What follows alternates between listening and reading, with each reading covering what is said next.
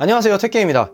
이번 시간에는 바로 이걸 가지고 왔습니다. 닌텐도 스위치 2 드디어 발매가 되었습니다. 2025년 6월 5일에 발매가 되었고요. 이거는 1차 응모문에서 당첨이 된 마리오 카트 월드 세트입니다. 그래서 박스 자체는 생각보다 많이 작아졌어요. 그 대신 두께가 좀 늘어난 것 같은 기분이 듭니다. 닌텐도 스위치 올레드 때도 박스가 그렇게 크진 않았지만 이거보다 좀 더 얇았던 것 같은 기분이 드는데, 얘는 조금 더 두꺼워진 대신 정면이 약간 정사각형에 가까운 디자인으로 변경이 되면서 많이 작아진 인상을 준다, 그렇게 생각하시면 될 것 같고, 마리오 카트 월드 세트이기 때문에 마리오 카트 월드가 본체 안에 e숍 안에 처음으로 로그인하는 계정에 마리오 카트 월드의 권리가 주어집니다. 그래서 뒤를 보면은 이런 식으로 새로운 독에 닌텐도 스위치 2를 장착하는 모습이 그려져 있죠. 바로 한번 언박싱을 해보도록 하겠습니다.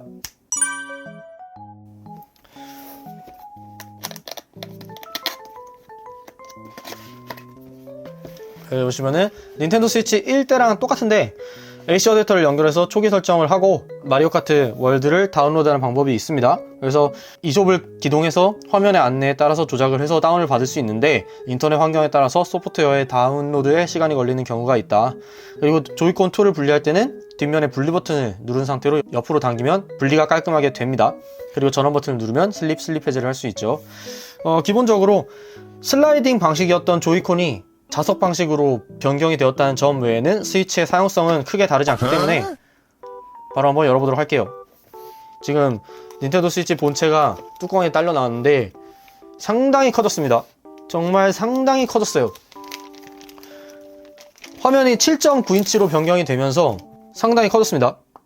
일단 앞면은 이제 유리로 보이고요. 이 유리 앞에는 이제 비산 방지 필름이 붙어 있는데, 이 비산 방지 필름은 내가 닌텐도 스위치 2를 떨어뜨렸을 때, 얘가 액정이 깨졌을 때 유리가 깨진 거를 한번 막아주는 비산 방지 필름이라는 필름이 붙어 있는 겁니다. 이거는 이제 갤럭시 같은 핸드폰에도 붙어 있었던 거기 때문에 아실 분들은 아실 것 같은데, 이거는 거의 공장에서 출하 시에 액정에 붙어 나오는 거고 거의 그냥 액정의 일부분으로 보시면 되기 때문에 떼려고 하실 필요는 없어요.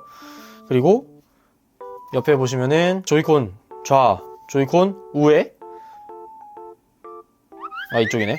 네, 조이콘 좌, 조이콘 우회 부착면이 있죠. 조이콘 R은 플러스, 조이콘 L은 마이너스. 여기에 이제 돌출된 커넥터가 있습니다. 다시 한번 보시면 느껴지시겠지만 7.9인치 화면으로 업그레이드가 되면서 상당히 화면이 커졌습니다. 본체도 상당히 커졌죠.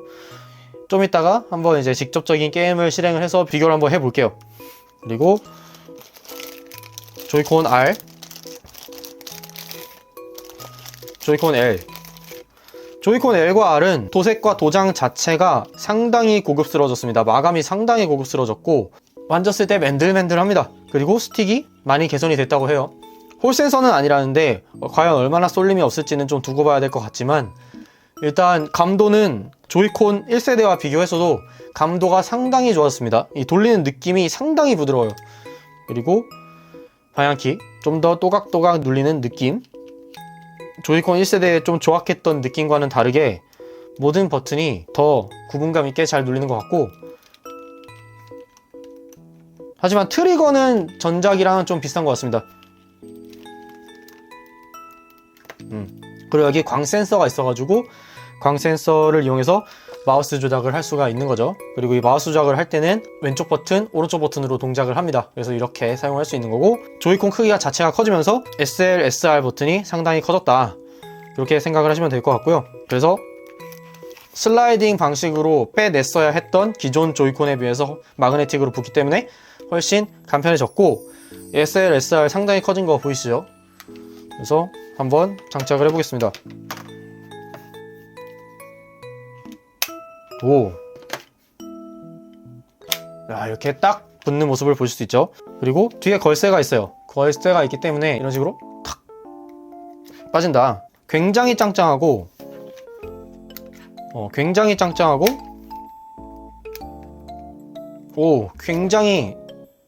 느낌이 좋습니다.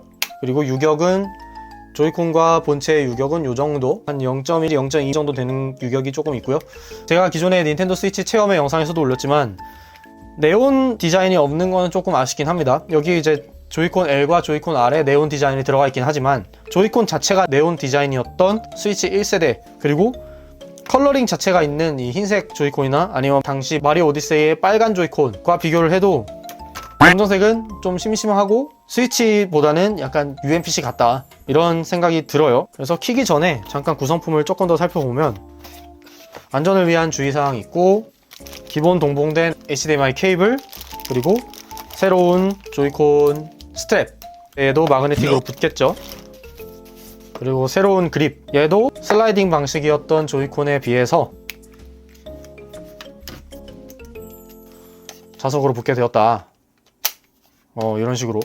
그리고 조이콘 자체가 더 커졌기 때문에 그립감 자체가 상당히 좋았습니다. 원래 조이콘 그립 자체는 조이콘 자체가 작기 때문에 조이콘을 끼웠을 때도 그립감이 그렇게 좋은 편은 아니었어요. 그래서 별도의 프로콘을 많이 사용을 했었죠. 프로콘이나 아니면 8비트두 같은 서드파티 컨트롤러를 많이 사용을 했는데, 얘는 조이콘 자체가 크기가 커졌기 때문에 그립이 상당히 좋아졌다고 생각이 듭니다.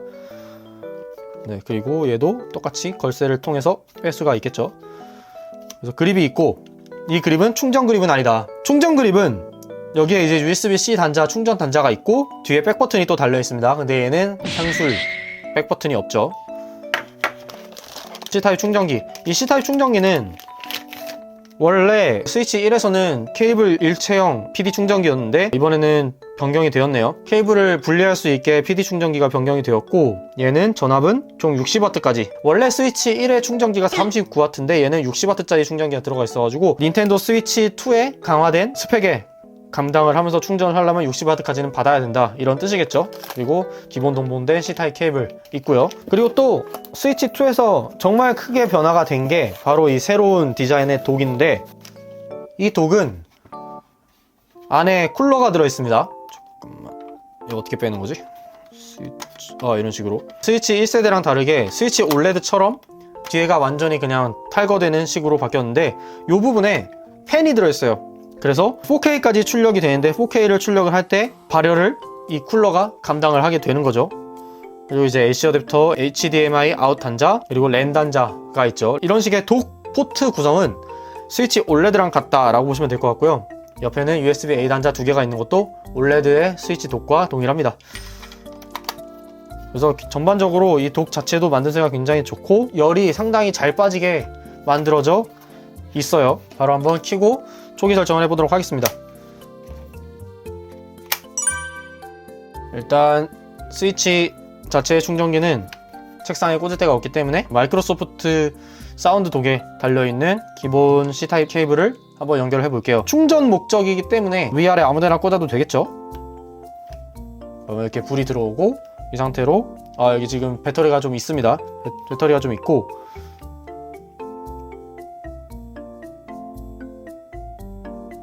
배터리가 바로 켜지네요. 네, USB 충전이 들어가니까 바로 켜지는 모습을 볼 수 있고, 초기 세팅을 할 때 약간 초기 불량이 일어나는 경우가 좀 많다고 하는데 좀 두고 봐야 될 것 같고요. 지금 USB 사운드 독을 연결을 했을 때는 얘가 지금 USB가 계속 들어가는 거 보니까는 USB-C를 이용한 헤드폰이나 이어폰도 음성 출력이 되는 것 같습니다. 그런데 조금 문제가 있네요. 밑으로 꽂아볼까? USB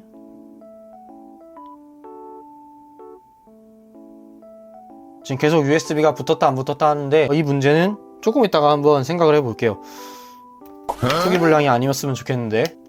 그리고 한국어 글로벌판이기 때문에 한국어가 있고요. 일본에서는 자체 지역락을 걸어서 일본 지역 그리고 일본어만 기기를 설정할 수 있는 식으로 더 저렴한 가격에 출시가 되었죠. 그런데 이제 일본 외의 국가에는 다 글로벌 버전으로 동일한 기기가 발매가 되었습니다. 네트워크 검색, 여기 네트워크 검색에서 한번 초기 불량이 걸리는 집이 있다고 하는데 저는 어떤지 한번 봐야겠네요.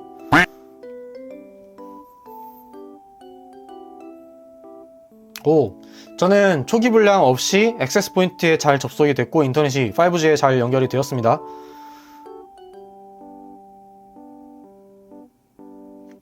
그리고 본체 스피커,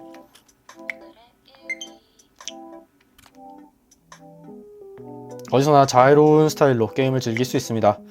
본체를 원하는 각도로 세울 수 있습니다. 그렇습니다. 분리. 이거는 이제 다 스위치 1 초기 설정 때랑 같은 내용이죠.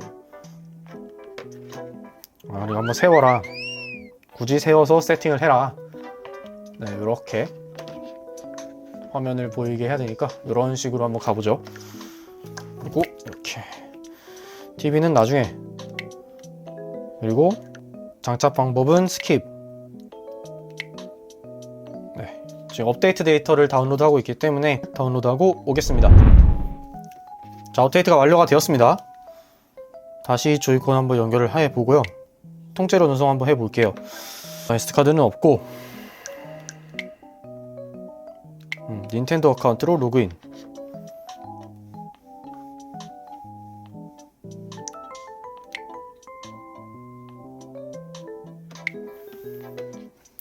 잠시. 오씨.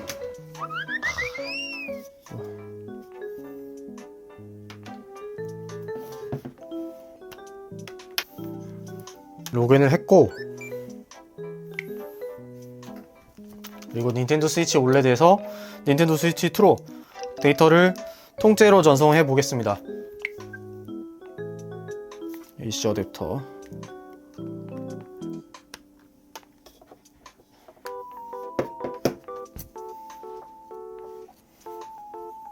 가까이 두었습니다.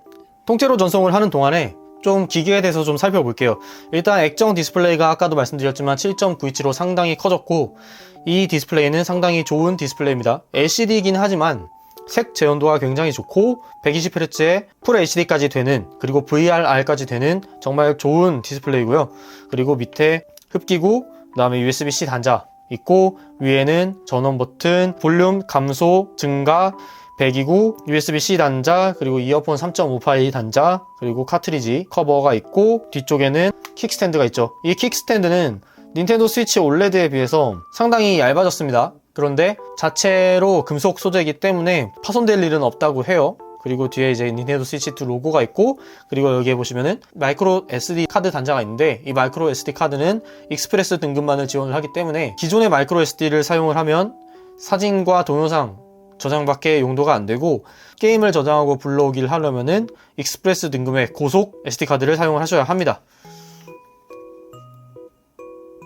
오, 설명하는 동안 벌써 통째로 전송이 끝났나 봅니다. 엄청 빠르네.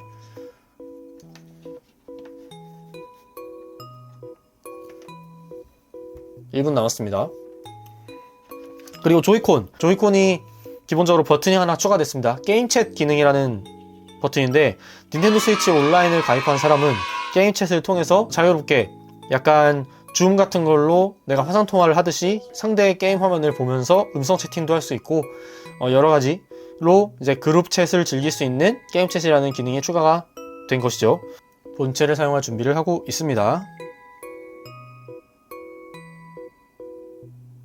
소프트웨어는 나중에 재다운로드하고, SD카드 없음.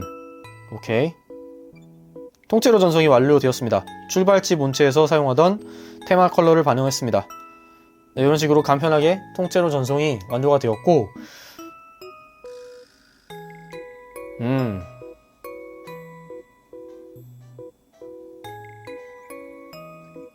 이제 정말로 초기 세팅이 완료가 된 것이죠.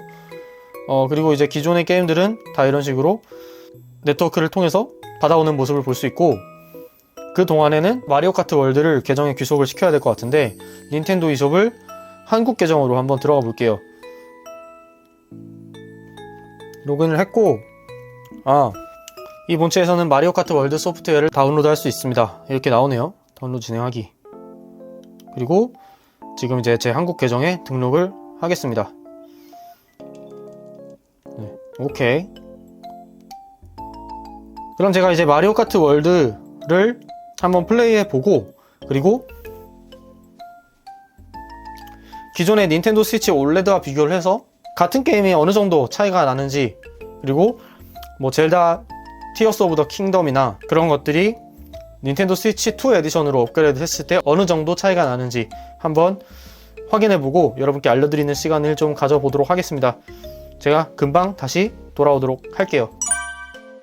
자, 제가 바로 플레이를 해보고 돌아왔습니다. 마리오 카트 월드도 해봤고 여러가지 제가 원래 스위치에 가지고 있었던 게임들 몇 개를 좀 돌려봤는데요. 어느 정도의 퍼포먼스 차이가 있었는지 조금 살펴보고자 합니다. 일단 당연히 비교군은 닌텐도 스위치 1이 되겠지만 이거는 이제 올레드 모델이고 올레드 화면이라는 점 외에는 스위치 1과 동일합니다. 정확히는 스위치 1 배터리 개선판과 동일하죠.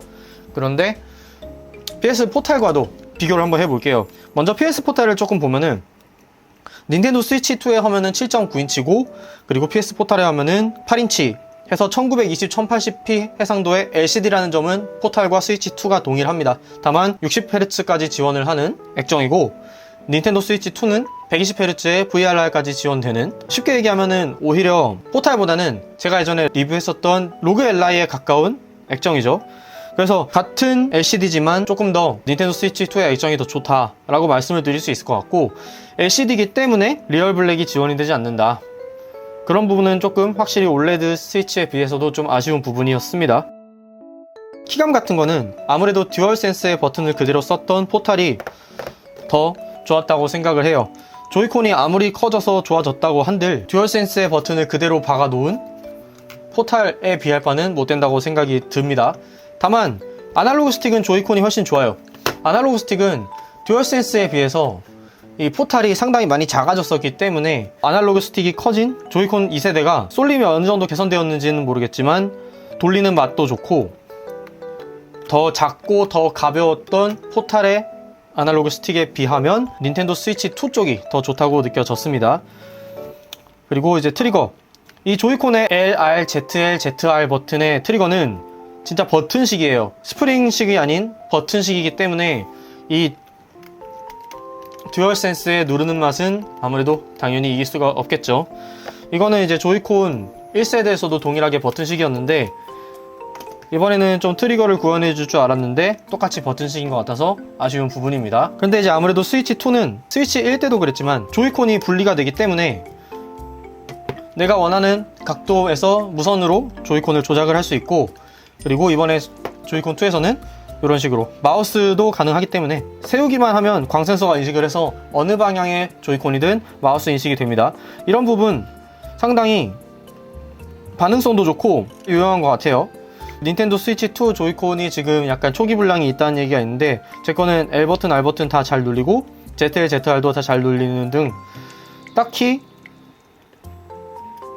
불량은 없어 보였습니다. 원래 조이콘 1이 쏠림이 굉장히 심했었기 때문에 조이콘 2는 그런 부분은 없기를 바래요. 자, 그래서 슬라이드 방식이었던 올레드 스위치에 비해서 자석 형식으로 바뀐 조이콘 2가 너무 많이 좋아진 것 같다. 게임을 한번 비교를 해보겠습니다. 진상구무쌍 7은 원래부터 닌텐도 스위치 1에서도 최적화가 굉장히 잘 되었던 게임이라고 생각이 드는데요. 단 한 번의 업데이트도 없었던 1.0 버전으로 계속 유지가 되어온 진상구무쌍 7인데 닌텐도 스위치 2에서 돌리면 로딩이 일단 굉장히 빨라지는 모습을 볼 수 있었습니다.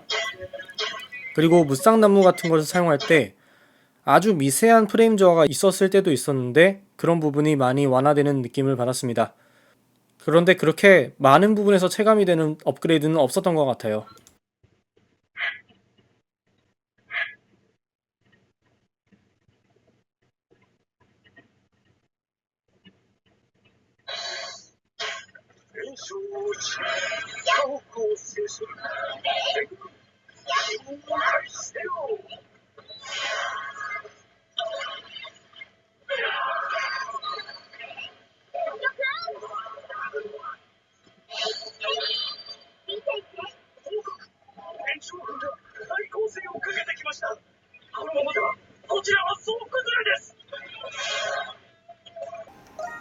이스8은 팔콤에서 직접 이식한 게 아니라 니혼이치 소프트웨어에서 이식을 했습니다.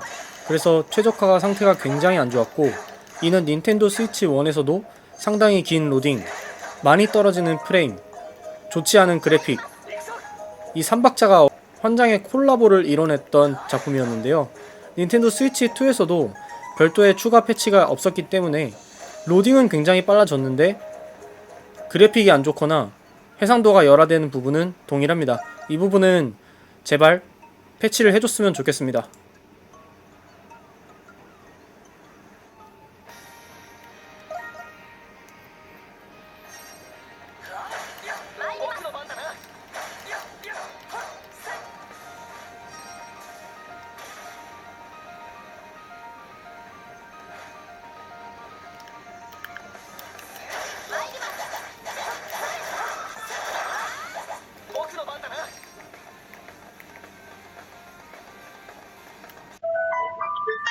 이스 메모리얼 펠가나의 맹세는 워낙 닌텐도 스위치에서도 최적화가 잘 됐었던 상당히 올드한 작품의 이식이었기 때문에 닌텐도 스위치 1과 닌텐도 스위치 2의 퍼포먼스가 상당히 비슷한 편입니다. 로딩만 소폭 빨라졌다고 생각하면 될 것 같아요.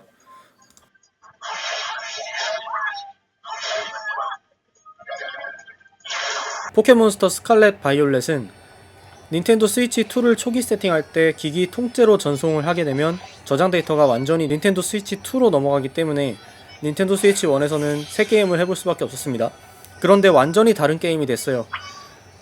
무료 업데이트로 닌텐도 스위치 2의 최적화를 지원하게 되면서 더 좋은 해상도에 더 나은 60프레임이 고정되는 프레임을 보여주면서 상당히 다른 게임이 됐다고 생각이 듭니다.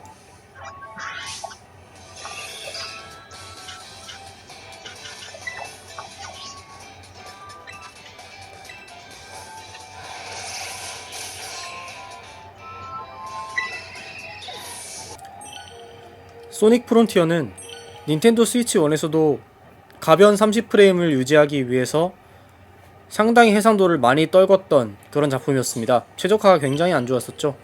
닌텐도 스위치 2에서도 별도의 업데이트가 없었기 때문에 지금 보시는 것처럼 팝인 현상이 두드러지는 점, 그런 부분은 그대로지만 프레임이 상당히 올라갔습니다. 아마도 개발 중에 프레임 리미트를 걸어놓지 않았던 것 같아요. 스위치2에서는 해상도는 그대로지만 프레임이 굉장히 안정적으로 유지가 되면서 상당히 더 플레이하기 쾌적해진 모습을 보여준다고 생각합니다.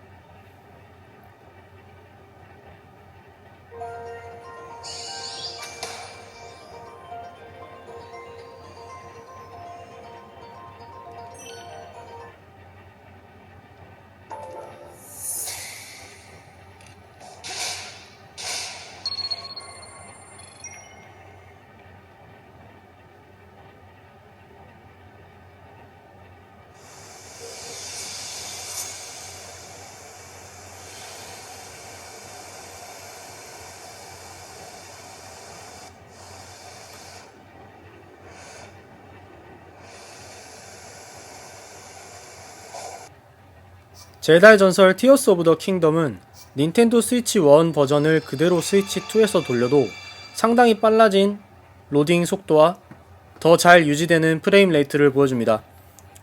여기에 만원짜리 업그레이드 패스를 구매하면 닌텐도 스위치 2 에디션으로 업그레이드가 되면서 닌텐도 스위치 앱에서 젤다 노트를 사용할 수 있고 DLSS를 이용한 4K 그래픽에 60프레임 고정으로 게임을 즐길 수 있게 되죠. 상당히 좋은 업그레이드가 만들어졌다고 생각이 듭니다.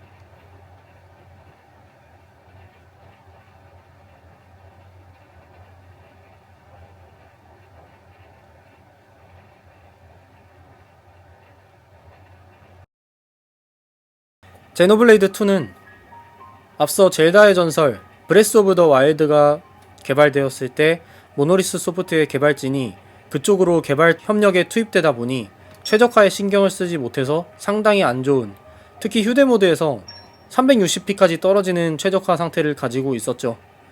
지금 닌텐도 스위치 2에서는 별도의 업그레이드가 진행되지 않았다 보니 낮은 해상도는 그대로입니다. 로딩만 살짝 빨라졌고, 그리고 빠른 이동으로 맵을 이동했을 때 리소스를 불러오는 게 상당히 빨라지긴 했습니다. 그런데 그렇게 눈에 띄는 차이는 없는 것 같아요.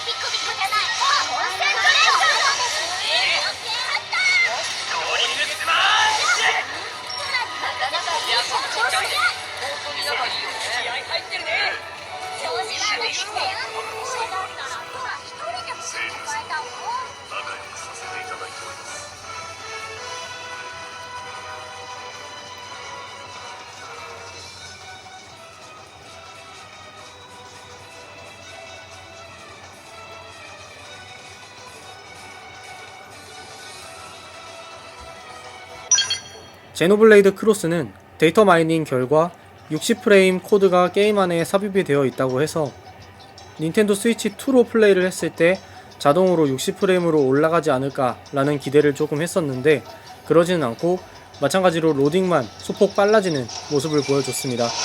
아무래도 정식으로 스위치 2 업데이트가 나오기를 기대해 보아야 할 것 같습니다.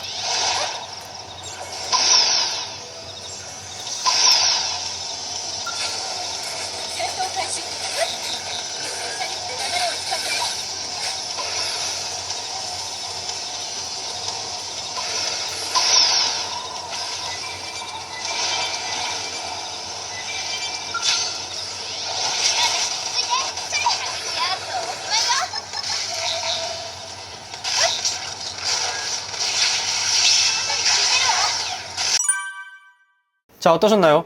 여기까지 닌텐도 스위치 2와 닌텐도 스위치 올레드에서 같은 게임을 놓고 비교를 한번 해보았습니다. 제가 개인적으로 놀랐던 것은 스위치 2 업데이트가 진행된 게임 포켓몬스터 바이올렛이나 그런 것들은 당연히 업그레이드가 되었기 때문에 당연히 프레임이 좋아지고 당연히 해상도가 좋아지고 그래픽이 더 깔끔해졌다, 이런 부분은 물론 당연한 것이기 때문에 그렇게 놀랍지는 않은데, 제가 가지고 있었던 구형 게임들 중에서는 소닉 프론티어가 해상도가 거의 그대로고 화빈 현상도 그대로지만 프레임이 고정으로 나오는 것도 좀 신기했고, 그리고 제노블레이드 2도 해상도가 약간 스펙상에 좀 여유가 생겨서 그런 건지는 모르겠는데 약간 자글거림이 조금 없어진 것 같은 기분이 들었습니다. 휴대모드 기준 해상도는 거의 동일해요. 일단 모든 게임에서 로딩은 확실히 빨라진다, 이런 말씀을 드리고 싶고요. 지금 아까 뭐 젤다 업그레이드를 안 한 젤다도 굉장히 로딩이 빨랐고, 그리고 제노블레이드 2나 소닉 프론티어 같은 것도 로딩이 상당히 빨라졌다는 걸 아마 보셨을 겁니다. 그래서 기본적으로 이제 스펙상의 이점이 확실히 있다. 기존의 스위치 1이 너무 스펙이 낮았기 때문에 그런 약간 스펙으로 인해서 손해를 보는 게임들이 분명히 있었고, 그 게임들이 지금 스위치 2에서는 상당히 잘 돌아간다, 이것만으로도 꽤 괄목할 만한 포인트가 아니었나 싶습니다. 다만 론칭 타이틀이 마리오 카트 월드밖에 없었고 나머지를 서드파티에 의존하는 현재의 방식에서는 어떤 게임기든 처음 나오면 물론 론칭 타이틀이나 처음에 초기에 즐길 게임들이 부족한 건 사실이지만 닌텐도 스위치 2에서는 그 론칭 타이틀조차 마리오 오디세이 같은 약간 좀 더 모든 타깃층이 즐길 수 있는 그런 게임이 아니라 레이싱 게임이었다는 점이 많이 호불호가 갈릴 수 있을 것 같아요. 마리오 카트 월드 상당히 잘 만들어졌고 재밌는 게임이긴 한데 레이싱 게임이라는 점은 조금 발목을 잡긴 합니다. 아무나 즐기기에는 허들이 조금 높기도 하고 금방 질리기도 해요. 취향에 맞으면 정말 오랫동안 갖고 놀 수 있는 게임이기 때문에 저도 이번에는 고민 없이 마리오 카트 월드 세트를 구매를 한 것인데, 취향이 안 맞으면 굳이 마리오 카트 월드 세트를 구매할 필요도 없는 것이고, 마리오 카트 월드를 구매하지 않는다면 론칭 타이틀이 거의 없는 거나 마찬가지이기 때문에 그런 부분은 좀 많이 아쉬울 수 있겠습니다. 더 많은 게임들이 더 스위치2의 최적화를 진행해 주거나 무료 업데이트를 해주거나 아니면 최소한 유료 업데이트라도 빨리빨리 내준다면 꽤 할 게임이 많아질 수도 있겠다, 이런 생각은 들고요.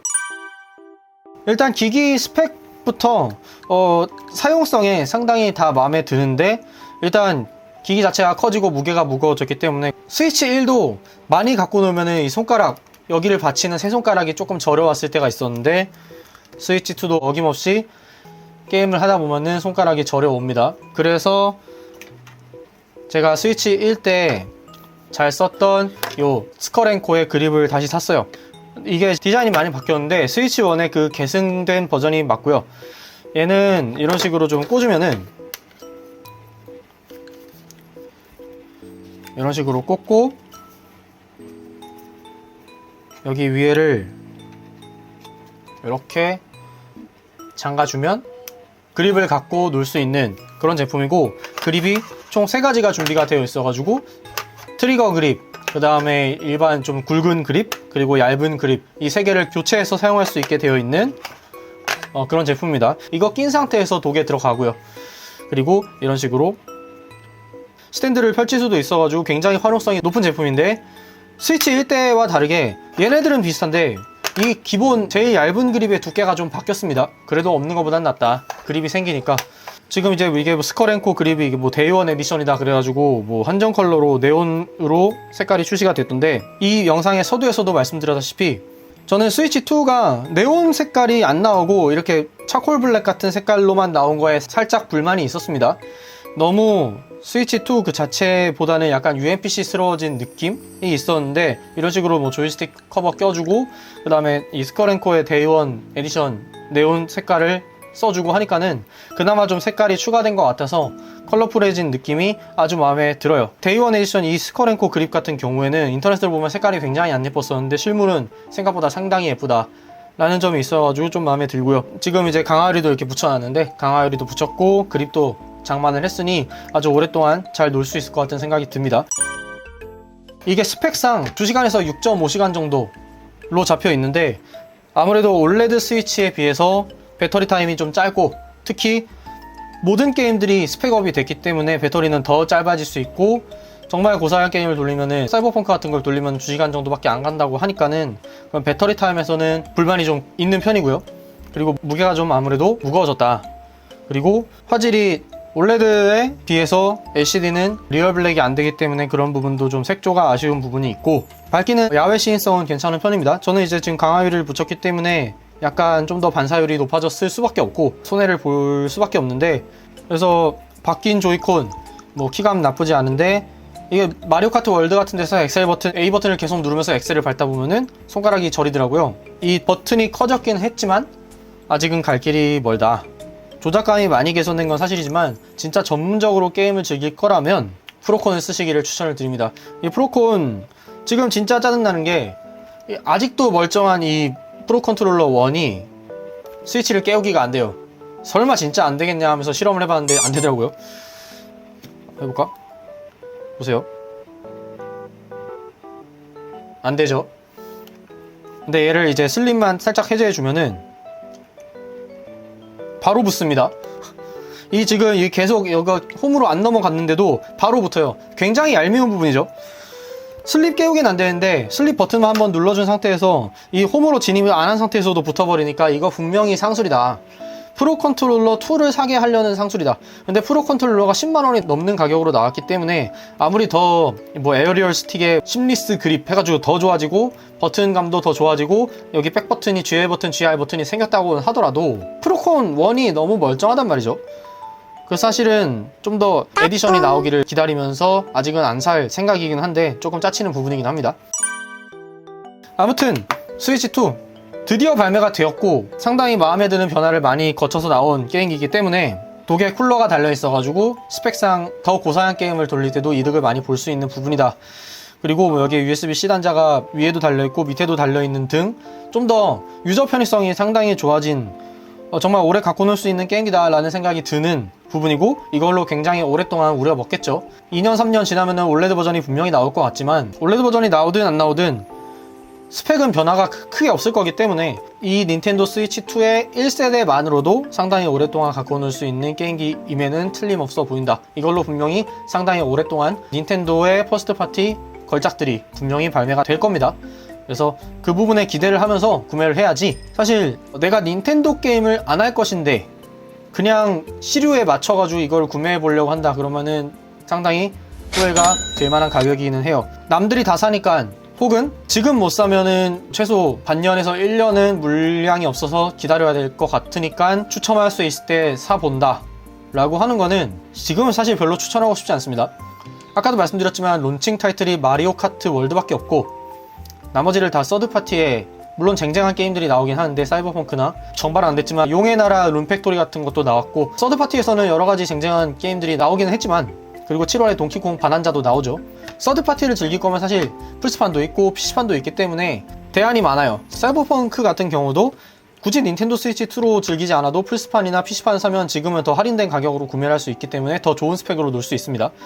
그런데 닌텐도 스위치2 판을 굳이 살려고 한다면 내가 퍼스트 파티에 더 관심이 많고, 퍼스트 파티를 하기 위해서 이 게임을 샀을 때 이 게임기를 좀 더 활용해 보기 위해서, 그리고 특히 지금 얘가 그립을 껴가지고 이 조이콘을 분리할 수는 없지만 조이콘의 마우스 모드를 활용해 볼 수 있는 부분은 분명히 FPS나 문명 같은 시뮬레이션 게임에서는 확실한 장점으로 다가오기 때문에 그런 부분을 보고 산다면 꽤 매력적인 기기가 될 수 있을 것 같다 라는 생각이 들고요. 빠르게 퍼스트 파티 게임이 더 많이 나오고 더 좋게 즐길 수 있는 닌텐도 스위치2 에디션이나 업그레이드를 지원해주는 게임이 많이 생겼으면 좋겠고, 어디까지나 닌텐도 스위치 자체에 관심이 있고 퍼스트 파티에 관심이 있는 사람들이 빠르게, 정말 하고 싶은 사람들이 구매를 해야 후회를 안 한다 라는 말씀을 드리면서 영상 마치도록 하겠습니다. 이상으로 택게임이었고요. 닌텐도 스위치2에 대해서 궁금한 점이 있으시다면 댓글로 남겨주세요. 답변 드릴 수 있도록 하겠습니다. 오늘도 시청해주셔서 감사합니다.